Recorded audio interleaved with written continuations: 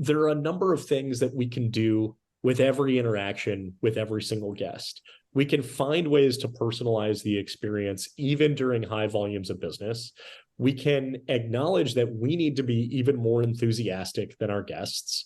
We can anticipate guests' needs by recognizing that guests don't know what they don't know. So there's probably going to be a lot of questions that they should ask that they're not going to. We should answer the questions that the guest doesn't think to ask. Welcome to the Attraction Pros podcast, where we discuss the latest trends and challenges facing the attractions industry today. We chat with some of the top leaders in the field and provide resources that will help develop your career in this great industry.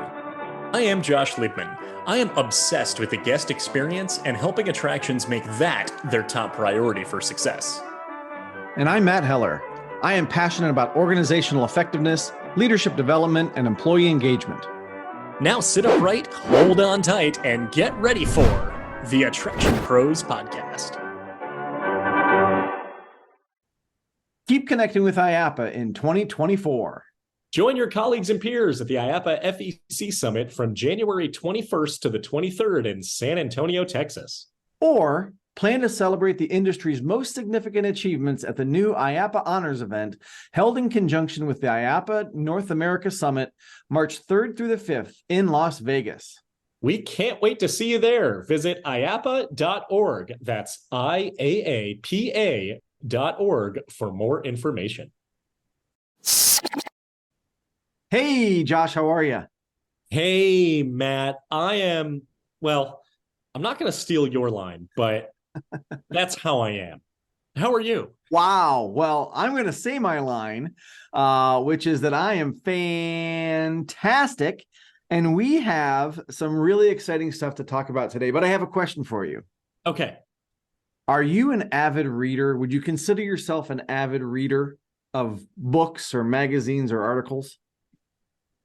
I like to think so. I like to try. I like to make sure I can carve out some time for some good books. I think even last year, I set a goal for myself. Actually, I've set this goal for myself for several years, but accomplished it last year, not this year in 2023, but in 2022, I read one book per month, which I know is not too intense, but 12 books spaced out over the course of the year. I was pretty impressed with myself. So that's what about you? Really cool.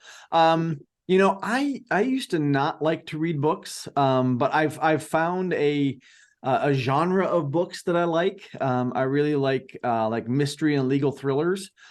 So I find that that's a great way to kind of pass the time in the airport or on an airplane or things like that. But I read them all on my phone. I read them all on the Kindle app. Excuse me, but the reason I'm asking is because you're not just a reader of books, but you are also an author of a very cool book that it's coming out probably, I think, the day that this goes live, December 5th, which is The Hospitality Mentality. And I'm always curious to ask authors if they are also readers of books, because I find that when you can read, when you do read, right? I think it makes you a better author. And that's what I've found is the more I find that I'm reading different articles or books, no matter what the genre, I feel like it makes me a better author. So I'd love to dive in and talk to you about authorship today, not necessarily readership. Love it. Yeah, I'm joining the published authors club that you've been in for now, I think a little over a decade, I think at the time of this recording. Was it 2013? Yeah. Your first book came out? 2013. Burnout? Yeah. Yes, The Myth of Employee Burnout. I can't believe it's been a decade. Holy crap. Happy 10-year anniversary to The Myth of Employee Burnout. Yeah. Yeah. We got you to say crap. That's pretty impressive. I'm not even going to edit that out. But I like what you said of being an avid reader helps, or at least like a reader of books makes you a better author, because if you're going to write a book, you should write a book that you would want to read yourself. And that is one thing that I definitely thought about while I was writing the book. And there were a lot of things I changed and deleted, modified, and added in of just thinking, is this book enjoyable to read? And that was my goal. Yeah. In addition to getting some insight, some education out of it. Absolutely. And I think when I was writing my books, this may be a different way to say exactly what you just said, but I wanted to write it the way I would read it, which a lot of people give me feedback that, hey, it was a quick read. It was easy to understand. It was very practical. And I'm like, well, that's what I would want to read, so I think that kind of feeds into that whole writing process. But enough about the kind of the process, although we'll get more into that as well. But let's talk specifically about your book, The Hospitality Mentality. I know that we have talked about you writing a book for, I think, a few years. That was one of your BHAGs a number of years ago. So talk to us about why now? Why did you write the book? Why now? And why on this specific topic? Yeah, absolutely. So yeah, I think for those who are avid fans of this podcast, if you remember the resolutionary episode that was it 20? I don't know if it was 2018 or 2019. It was one of those when I said my BHAG, my big, hairy, audacious goal is to take all the things that I've been consulting on, but also studying and researching and learning and observing from the industry and compiling that into a book. So why now? Well, it's been in the works for a few years. Actually, honestly, the first drafts of it but started about a decade ago when I literally just opened up Word and just started typing. Thankfully, none of those early drafts made it to the final manuscript, made it to print. So, but I needed those to be able to get to the point that I have the published copy of the book.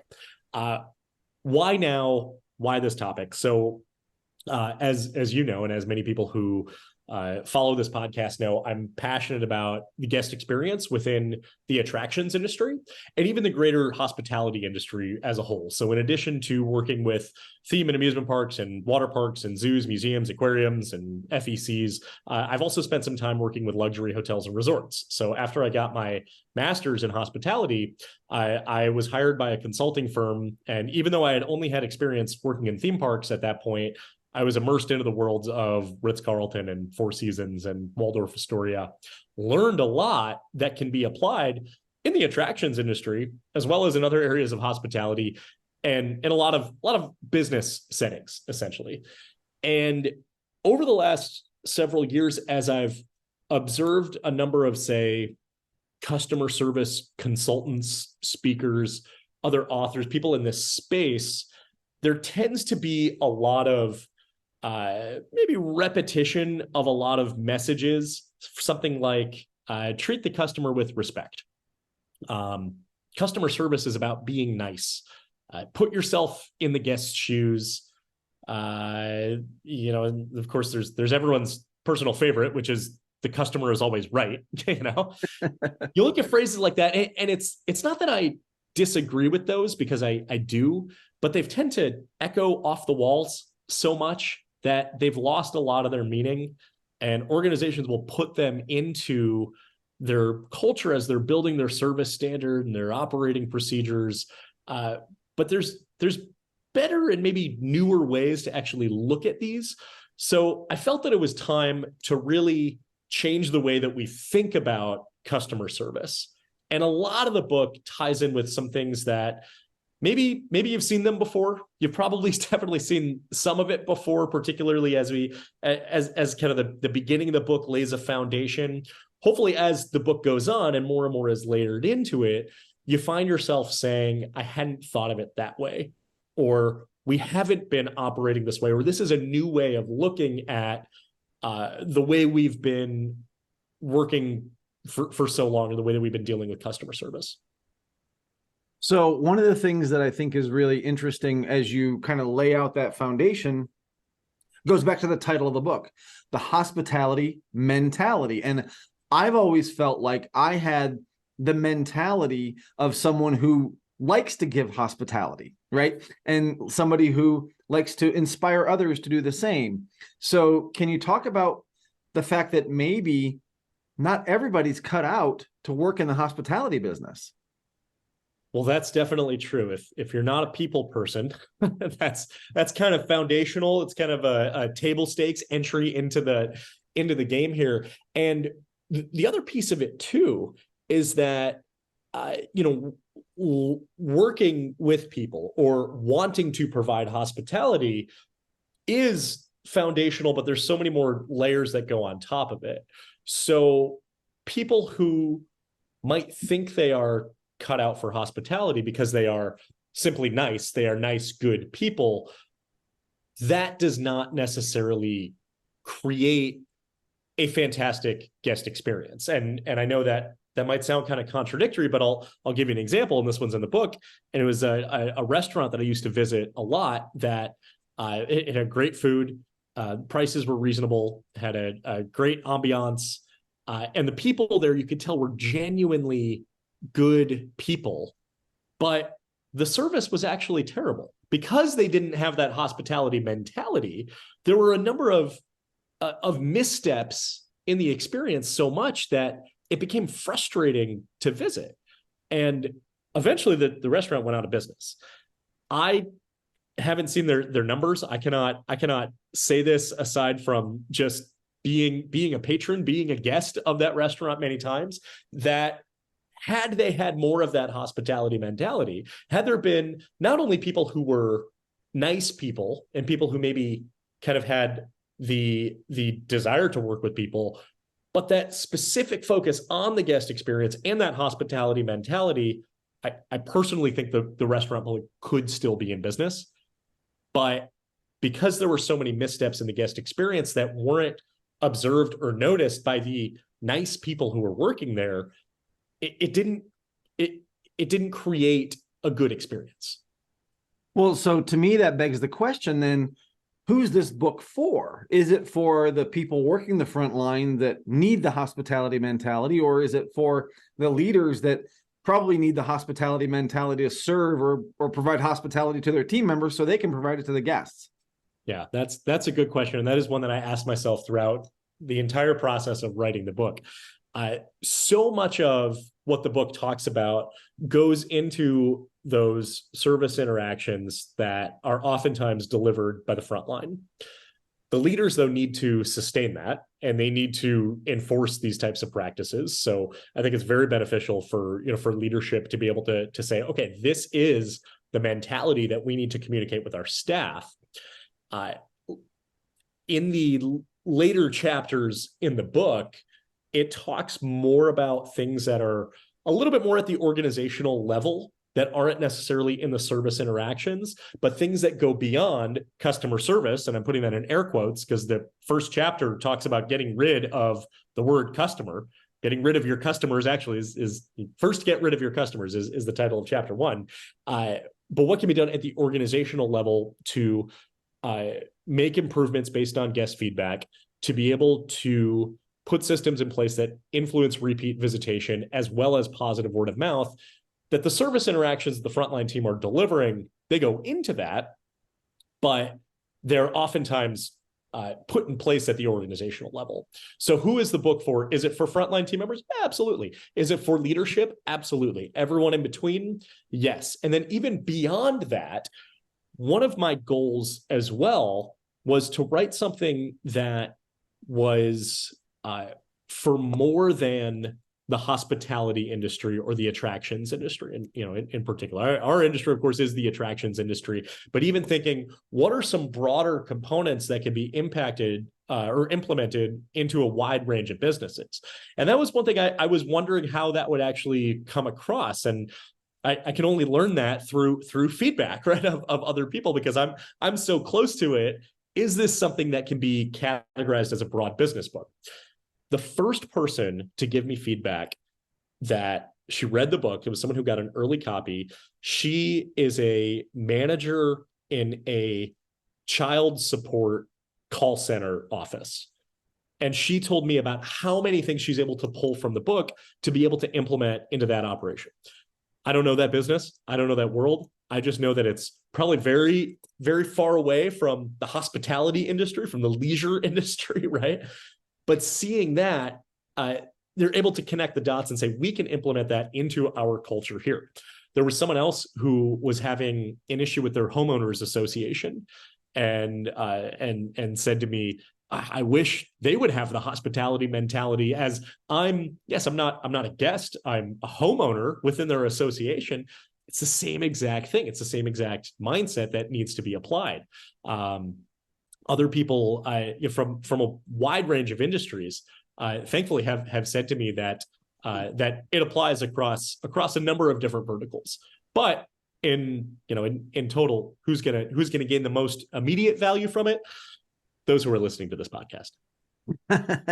And probably those who already have a little bit of that hospitality mentality. So as you're saying, they may see some things in the book. They're like, oh, I've kind of heard of that, but I've never thought of it this way, right? You're putting maybe a different frame around some of the things that are maybe tried and true in the hospitality industry, but you're putting a different spin on it. And, that really leads me to the question about this concept of the mentality. You've used the phrase people person already. You've talked about mindset, right? And again, when you think about the people who the service just exudes from them, you can tell it's part of their being. So maybe this is a two-part question to define the mentality part of hospitality mentality, but also, can this be taught?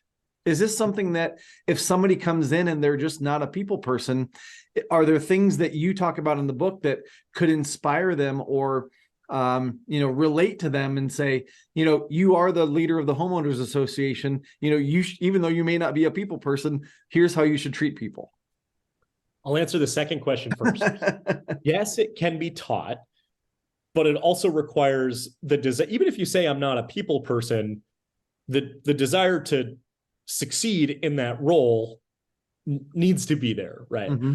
With that said, those who fully embrace it, I feel like if we're talking about how this impacts the employee experience, people have told me that this has helped with retention. This has decreased turnover. This has increased employee satisfaction because people gain this greater sense of fulfillment in delivering an experience for someone else. Total strangers, right? We don't know these people. We are likely never going to see or hear from them again, but we're having some sort of impact on their lives. Whether we are proactively going above and beyond and exceeding their expectation and providing some great wow moments that lead to lasting memories, or we're recovering from a service failure where something went wrong and we are now compensating from that and leaving them with a very positive experience of that recovery.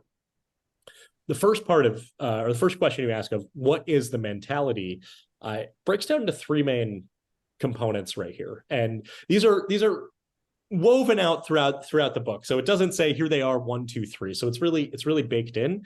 But the idea is that the mentality is we recognize that our guests don't need us. That's true in our industry, and I can make the case in a number of other industries of you are not needed per se. And I'm not going to go into other industries because I know we could really get very granular and specific with that, but we can have side conversations about that another time. Your guests don't need you, is number one. Number two is that their alternative options are limitless. So your competition has no boundaries. You've got your direct competitors, so those who probably serve a similar demographic, provide a similar type of experience, they're in your similar geographic region. You have your indirect competitors, so other ways that people are able to spend their time, their money, their resources, and then you have everything else. So if we're talking about a theme park per se, your direct competitors are what are other theme parks or amusement parks or maybe water parks that are in your region. An indirect competitor could be, we're going to go to the movies, we're going to go bowling, we're going to go to the beach, right? It's not a direct competitor, but it's still something else I can do with my time and money. Pull out into everything else, I'm going to sit at home and I am going to binge watch Succession on HBO Max. Right? Or Max now, right? You wouldn't necessarily think of these streaming platforms as competitors, but hey, that's a way I can occupy my time. It's a way I can spend my money. It's way more cost effective. There's less friction. It's easier for me to do that than it is to get up, get in the car, go to a theme park, etc. So we need to take these factors into consideration. So one, your guests don't need you. Two, they can do anything else aside from visit you. And then three is that once we recognize those, the actions that we take show our guests that we know that we know they didn't need to do this today. They could have done anything else today. So I am going to treat you Like, I fully am aware and I fully appreciate that fact. With those first two, that's not groundbreaking new information. We don't, that shouldn't be a surprise to anybody of why do guests visit a theme park? Why do guests visit a trampoline park, right? They don't need to. They're going because they want to. All those, the competition side of it, the alternative options, maybe there's some realization in there of like, oh, they could stay home and do nothing. It's not just our competitors that we compete against. But how often do we think about that? Because for the guest, they're waking up and today's a very special day. Today's a very unique experience, something that's very different. It's very out of ordinary. It's not part of our routine. We, gather all our things together. We get the family, we load up the car, et cetera. We're driving down the road. We park and we go in, and now we're ready for this, what might be a once in a lifetime experience. Maybe it's a once in a lifetime experience, but at the very least, it's not usually an everyday experience.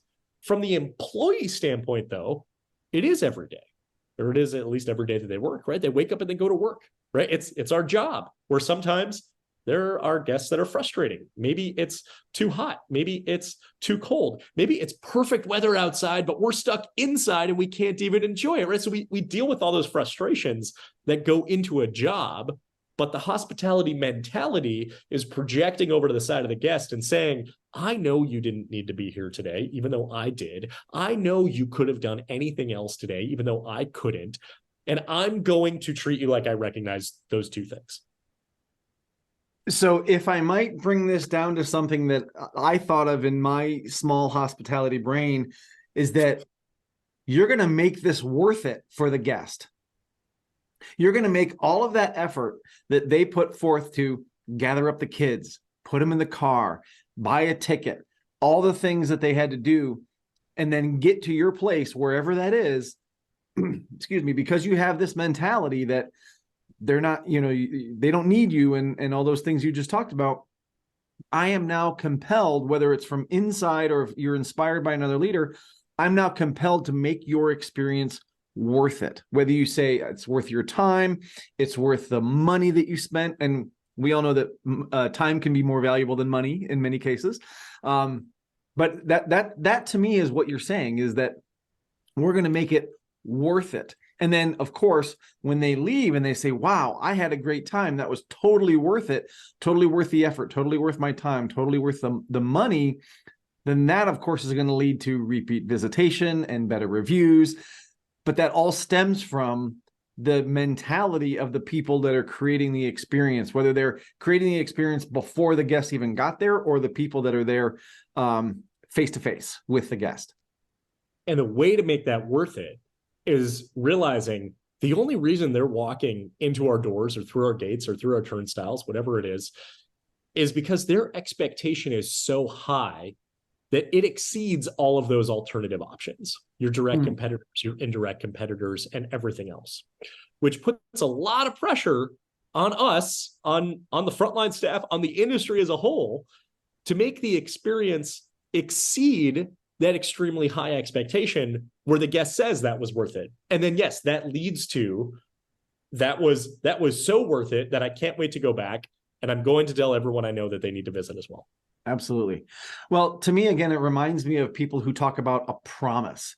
When you put something out there, marketing wise, you're making a promise, right? Or you're saying, come here, have a great time. This is our promise to you. And then, of course, we have to deliver on that. We have to fulfill that promise. But you talked about, I don't think you put it in this order, but you said the word exceeding an expectations in the same sentence. So I'm going to put them together because in the book, you take great care to not just talk about, hey, we're going to exceed expectations. We're going to go above and beyond. What does that mean? What does that look like? And that's maybe a little bit of a pet peeve of mine. When people say, we're talking about guest experience or even talking about employee experience, and we say, we're going to go above and beyond. What does that mean? I don't know. Or I say, beyond what? Yes, going above and beyond what? I don't know, but we're going to go above and beyond. And when you really press, they kind of know what it looks like. They kind of know what it means, but that you have to really get to that behavior of what they're looking for. So I'd love to hear your explanation of what that really means to exceed expectations or go above and beyond. So part 2 of the book, there's 3 parts to the book. Actually, there's 4, but the 4th one's a secret. It's a bonus. Part 2 is called exceed the expectation. Part 1 is called set the expectation. So to answer your question, you say, we want to go above and beyond. What are we going above and beyond of? Right? Yeah. So when you say you're marketing, you're setting promises, that gets down to the core basic fundamentals. If your website says you open at 10 o'clock a.m. and I show up at 10:06, I fully expect that I'm going to be admitted entry, right? Mm-hmm.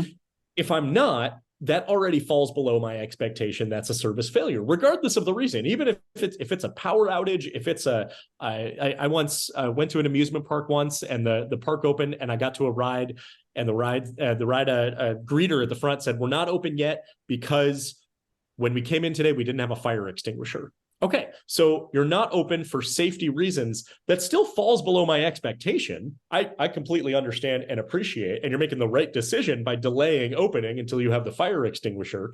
But from a guest experience standpoint, falls below. I digress a little bit.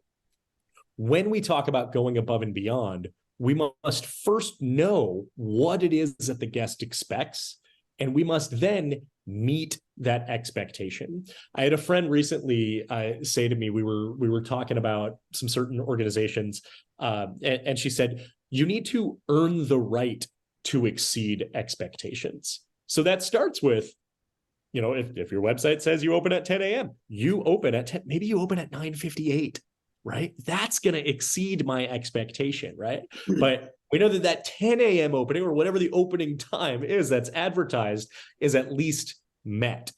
You promise that it's going to be safe, clean, efficient, well-maintained, enjoyable, friendly. You look at those things right there and you say, okay, that is our guest experience checklist. That is our expectation checklist.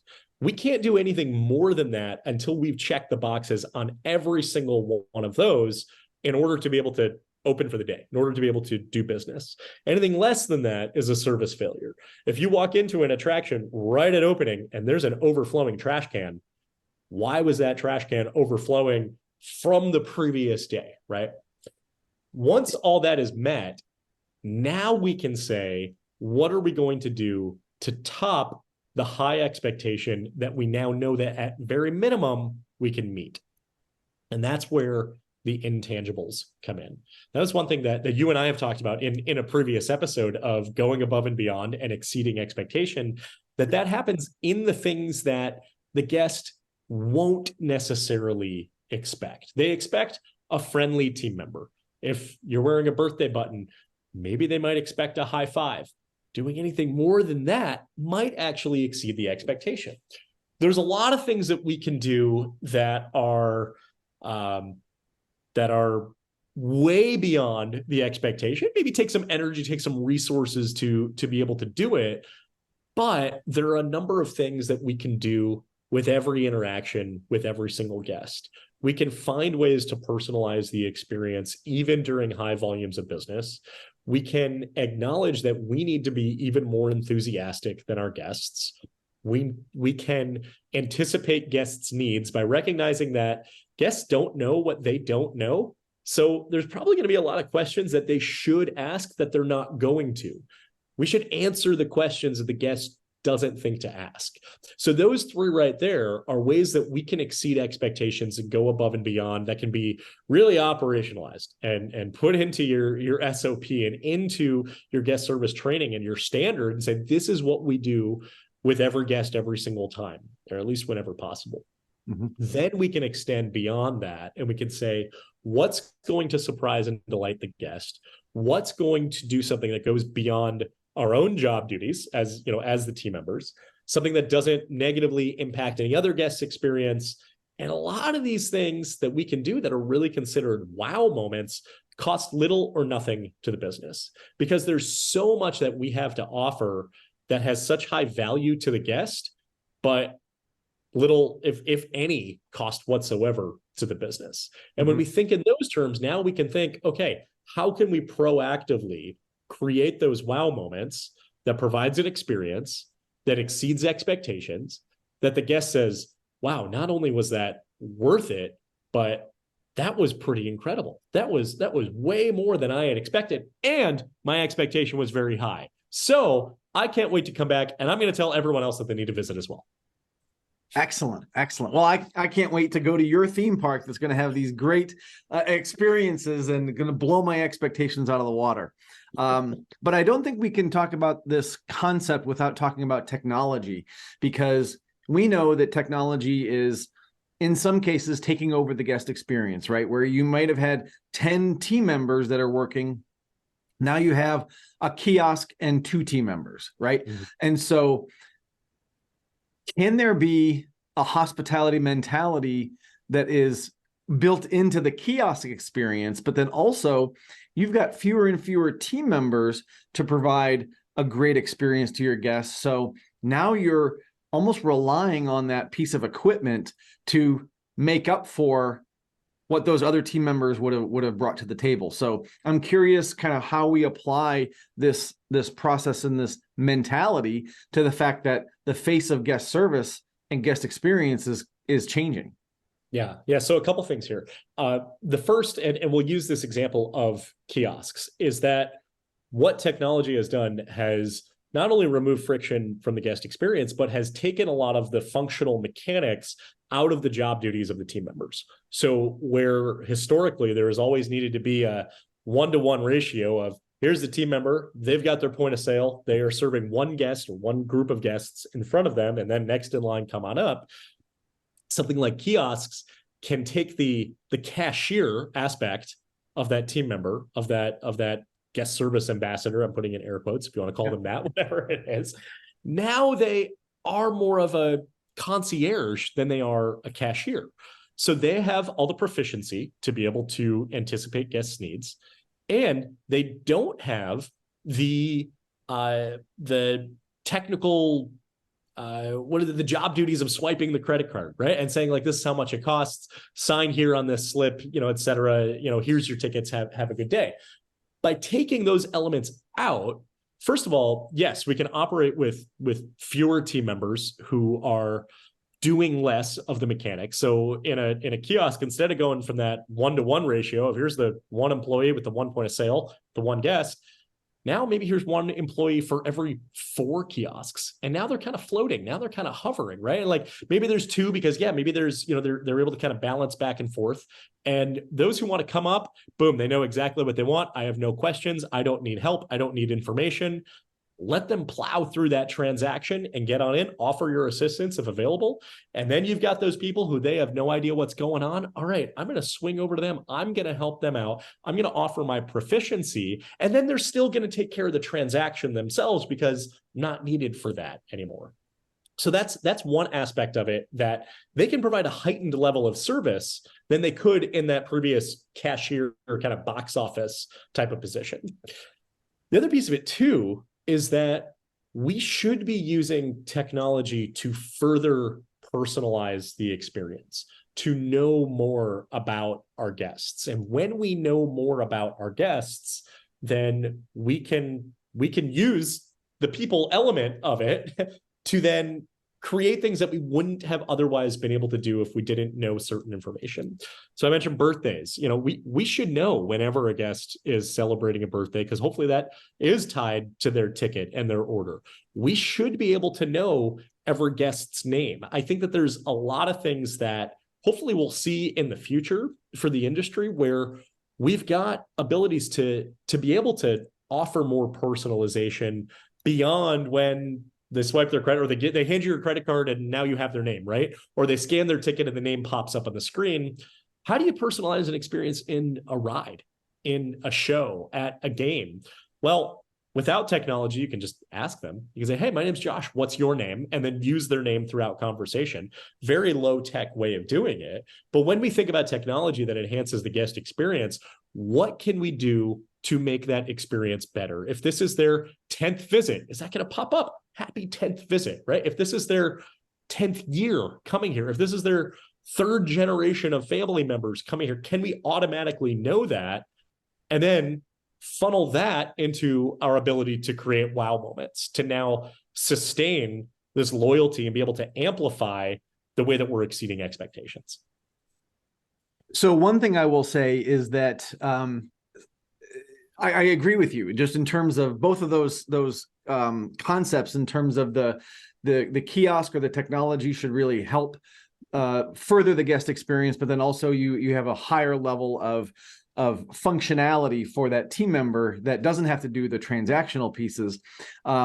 Maybe this is a PSA to the people who make the kiosks, but some of them that I have worked with actually detract from the guest experience, right? And sometimes they are not user friendly, or sometimes you get to a point where you're stuck and there's no help, right? And there's no button to push, like talk to a person or somebody's coming over or things like that. So I totally understand what you're saying. I also think if the hospitality mentality is not used to create the function of that kiosk or that technology interaction, then you're probably going to have a lower guest experience or a less enhanced guest experience, because you're creating a friction point where there didn't need to be one, or there wasn't one in the past. So that's my PSA, my if you're eliminating people altogether, then you're just setting yourself up for service failures. Yeah.